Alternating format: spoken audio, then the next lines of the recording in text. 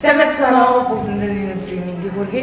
Горсонбор аймгийн Сүмбэр сумын 9-р жавын нэмжид 2-р сургуулийн 10 ангийн сурагч намуу 10 ангийн сурагч үргэлжлүүлэн байна. Та бүхэнд өнөөдөр дэлхийн уур амьсгалын өөрчлөлт болон мөр дагаврын талаар мэдээлэх болно.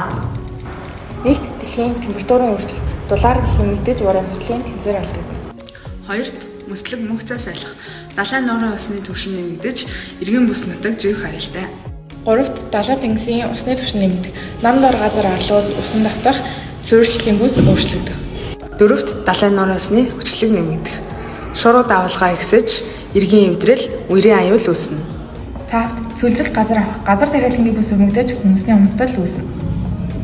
Зургаат байгалийн гамшилт үзэгдлийн давтамж ихсэх, хар салхи, үер, ган ачиг ихсэж эдийн засаг, амьдрагаанд сөргөөр нөлөөлөх. Досолт байгалийн бүсийн хил өөрчлөгдөх, урмал амьтны амьдрах орчин өөрчлөгдөж устдах аюул үүрлэх.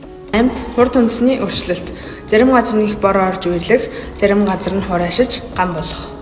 9 ургац борох, хүнсний бүтээгдэхүүний үн өсөж үлсгэлэн нийгмийн докторгүй байдал бий болно.